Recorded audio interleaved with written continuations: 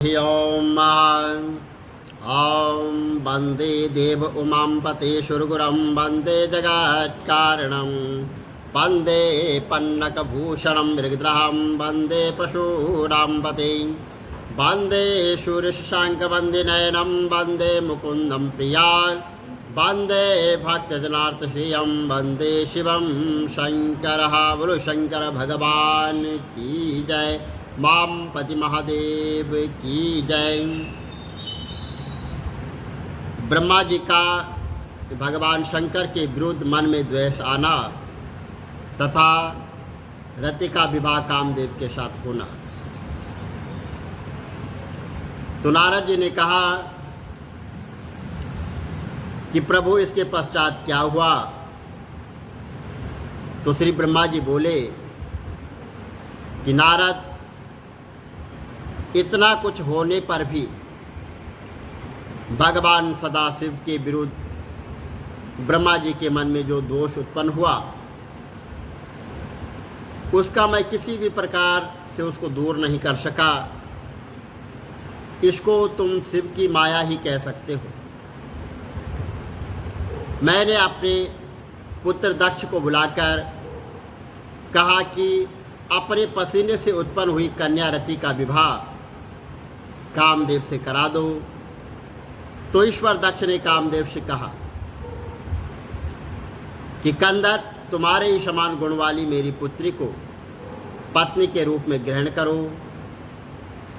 या कह दक्ष ने अपनी रति नामक सुंदर कन्या का विवाह कामदेव के साथ कर दिया। और विवाह के समय वहाँ पर सुखपूर्वक महान उत्सव हुआ और अपनी पुत्री का विवाह संपूर्ण करवाया तथा अपनी पुत्री को अपने जमाई के सासुकी देकर दक्ष भी अत्यंत प्रसन्न हुए। और जैसे कह चुका हूँ कि मेरे हृदय में द्वेष की अग्नि, ब्रह्मा जी के हृदय में जो है द्वेष की अग्नि जल रही थी। मुझे माया ने दबा लिया और मैंने अहंकार में भरकर दक्ष से कहा कि हे दक्ष, भगवान सदाशिव तीनों लोकों के स्वामी और स्त्रियों से रहित भोग विलास को त्याग कर सदैव प्रसन्न रहते हैं और संसार के बंधनों से मुक्त होकर योगियों के समान जीवन व्यतीत करते हैं। उनको अपनी इंद्रियों पर विश्वास है। उन्होंने हमारा अपमान किया है, अतः हम लोगों को भी वही काम करना चाहिए जिससे कि उनके मन में विकार उत्पन्न हो। इसलिए अब तुम उपाय करो कि भगवान शिव अपना विवाह करें। जब तक वह काम न होगा मेरी चिंता न मिटेगी और वह मेरे पुत्र होकर भी अपने को सबसे बड़ा समझकर मेरी जो है बड़ी बेइज्जती करने लगे हैं। यदि ऐसा विष्णु भगवान करते तो मुझे इतना दुख न होता। इसलिए जब तक शंकर जी अपना विवाह न कर लेंगे मुझे चैन न पड़ेगा। मैंने यह बात दक्ष से कही थी और वहाँ पर कामदेव और रति आ पहुँचे। मैंने तब कामदेव की अत्यधिक प्रशंसा वहाँ पर की और उनसे कहा कि बस अब तुम जगत के हितार्थ के लिए भगवान शिव को अपने बस में करो और अपना प्रताप दिखाओ। ऐसा करने से तीनों लोकों में तुम्हारा अधिकार हो जाएगा और यह काम तुम्हारे अतिरिक्त और कोई नहीं कर सकता है। इसमें लाभ ही लाभ है। ऐसा करने से तुम्हारा मन शांत भी हो जाएगा और स्त्री के अनुराग होने पर भी सदाशिव तुम्हें वर ही देंगे।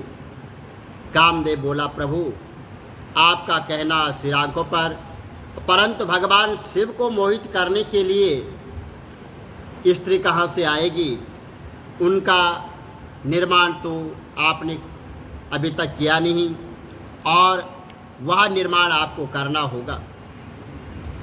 तो उसी समय ब्रह्मा जी के श्वास से बसंत उत्पन्न हुए और उनके उत्पन्न होने के साथ साथ मंद मंद शीतल पवन हवा वहाँ पर चलने लग गई, चिड़िया चहचहाने लग गई, कोकिलावा भंवरे शास्त्रों में गाने गाने लग गए, सरस तथा हंस नदियों के तट पर घूमने लग गए, भंवरे फूलों पर गुंजराने लग गए। बसंत की रूप राशि का क्या कहना, और पुष्प भ्रमित तामरस के नेत्र संदित और चंद्र नाशिका। कामदेव ने कहा कि कामदेव इस मनुष्य का नाम बसंत है, यहाँ लोगों को रंजित करने वाला।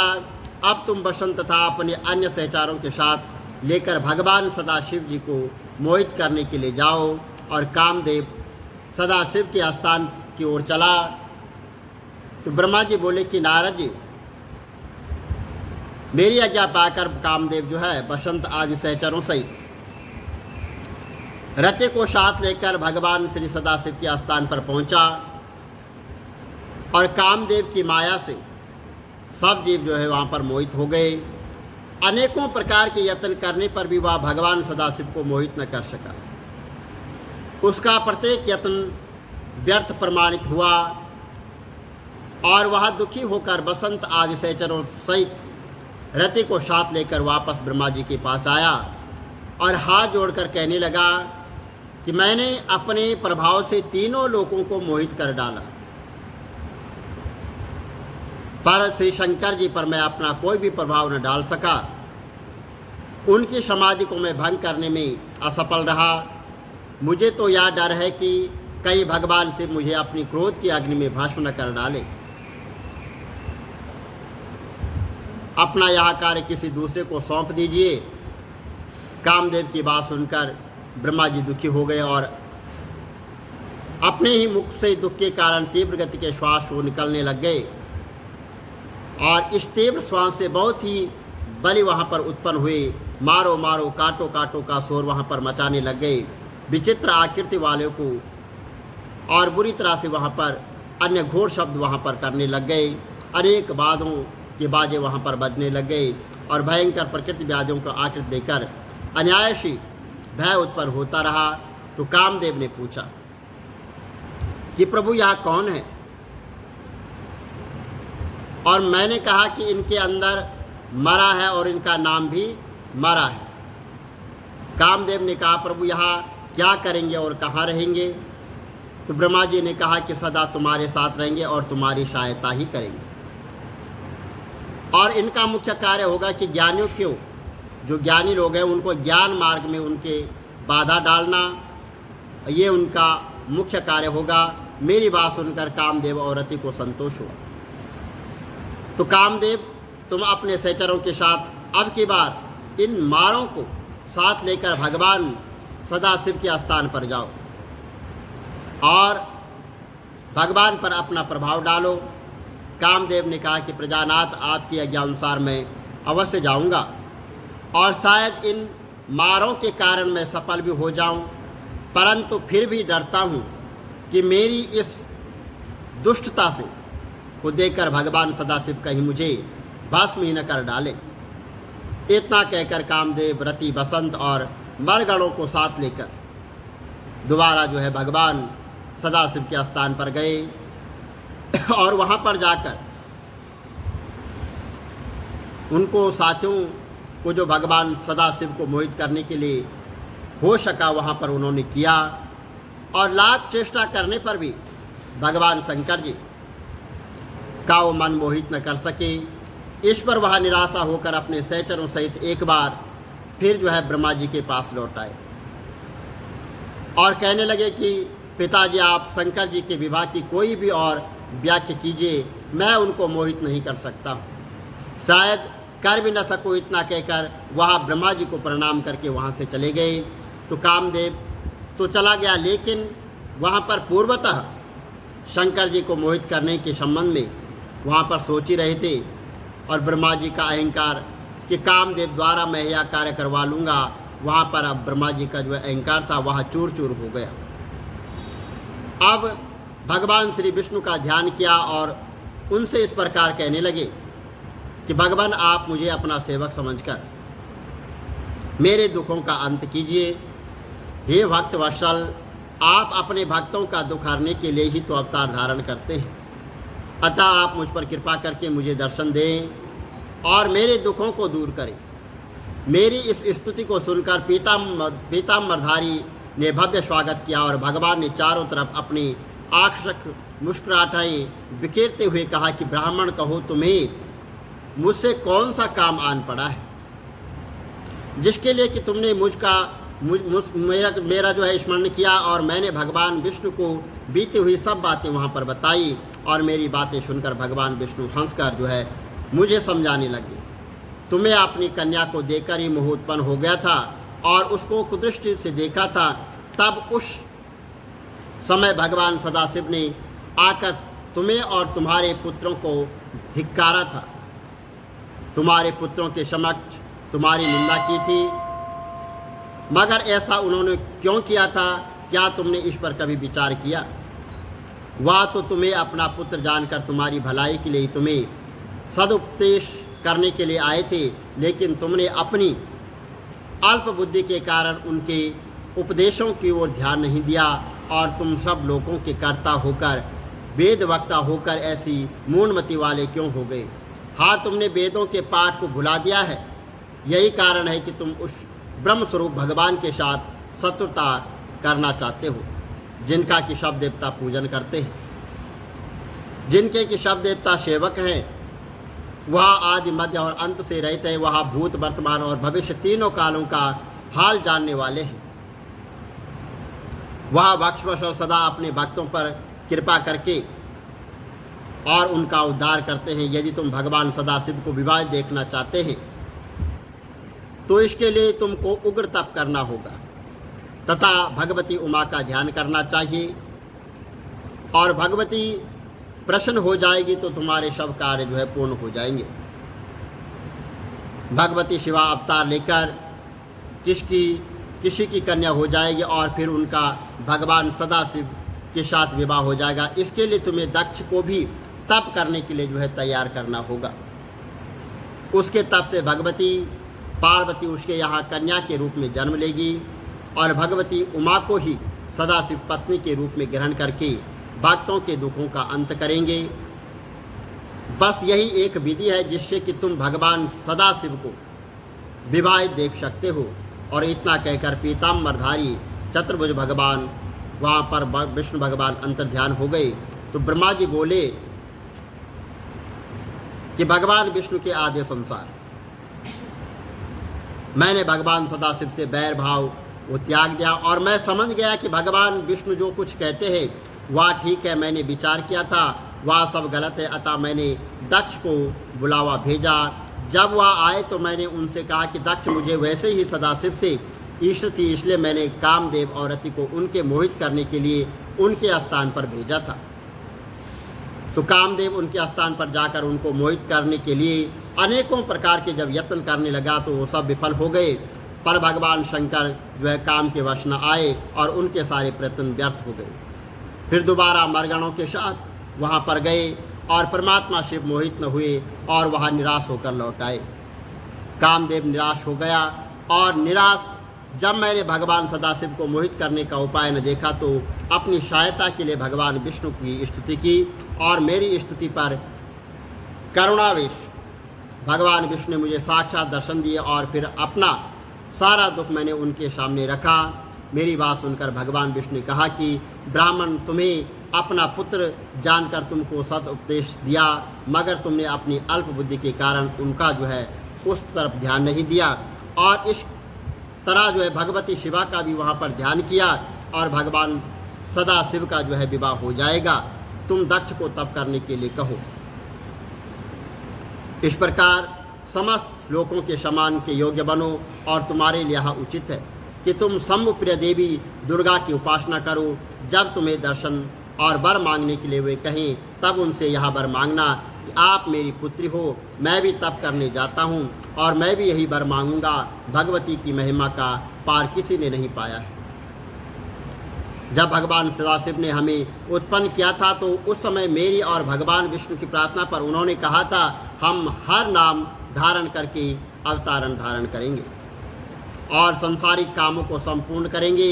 हमारी आदि शक्ति जिनका एक अंश श्री लक्ष्मी जी है, अवतारण धारण करके हमारी पत्नी बनेगी। दक्ष जी, इस संसार की उत्पत्ति ना इन आदि शक्तियों द्वारा हुई है, वही सबकी माता है, वही सब अब सती के नाम धारण करके तुम्हारे यहाँ जन्म लेगी। इसलिए अब तुम ऐसा उपाय करो जिससे कि आदि शक्ति का अवतार तुम्हारे घर में हो। इसके पश्चात भगवान सदाशिव वहाँ पर उनके साथ पानी ग्रहण करेंगे। श्री दक्ष मेरे आदि संसार मंदराचल पर्वत पर तप करने के लिए चले गए। बोलो शंकर भगवान की जय, विष्णु भगवान की जय। जय गणेश गिरिजा सुवन मंगल मूल सुजान, कहते अयोध्या दास तुम देव अभय वरदान। जय गिरजापति दीन दयाला, सदा करत संतन प्रतिपाल। भाल चंद्रमा शोहत नीके, कानन कुंडल नाग पनी के। अंग गौर शिर गंग बहाय, मुंड माल तन चार लगाए। वस्त्र खाल बागंबर सोए, छवि को देख नाग मुनि मोय।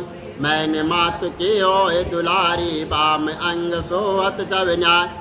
त्रिशूल सोहत छवारी, करत सदा शत्रुन छयकार। नंदी गणेश सोए तह कैसे, सागर मध्य कमल हैं जय।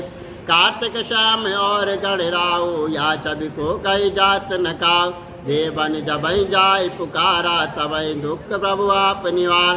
किया उपद्रव तारक भारी, देवन सब मिले तुरत कडानन आप पटायो। लव निमेष महामारी गिराय, आप जलंधर असुर सहारा। सुयस तुम्हार विदित संसार, त्रिपुरासुर सन युद्ध मचाई। सब कृपा कर लीन बचाई, किया तपय भागीरथ वारी। पूरब प्रतिजाता सुपुराय, दीनन मासम तुम समको नाई। सेवक स्तुति करत सदाय, वेद महिमा तब गाई। अकत अनादि भेद नहीं पाए, प्रगट उदित मंथन में ज्वाला। जरत सुरासुर भय विशाल, कीन दयाता करे सहाय। नीलकंठ तब नाम कहाय, पूजन रामचंद्र जब कीना। जीत के लंका विभीषण दीन, तैस कमल में हो रहे धारी।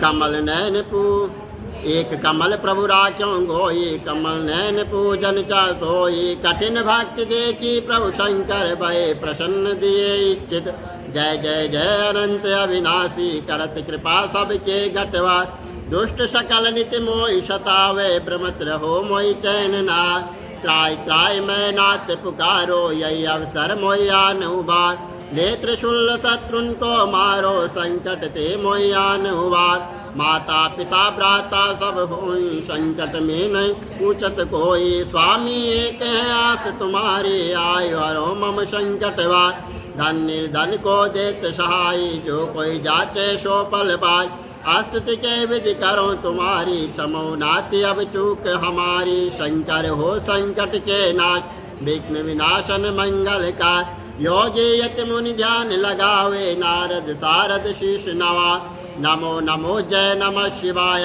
सुर ब्रह्मादिक पार न पाए, जो या पाठ करे मन लाइन। तो पर होत है शंभु सहाय, ऋषियन जो कोई हो अधिकारी। पाठ करे सो पावन हाय, पुत्र हो न इच्छा कर कोई। निश्चय शिव प्रसाद ते होय, पंडित त्रयोदशी को लावे। ज्ञान पूर्वक होम करा, त्रयोदशी व्रत करे हमेशा। तन नहीं ताके रहे कले, धूप दीप नैवेद्य चढ़ावे। शंकर सन्मुख पाठ सुनावे, नसावे अंत धाम शिवपुर में पावे। कहत अयोध्या तुम्हारी, जान सकल दुख हरो हमार। नित्य नेम कर प्रातः ही, पाठ करे 40।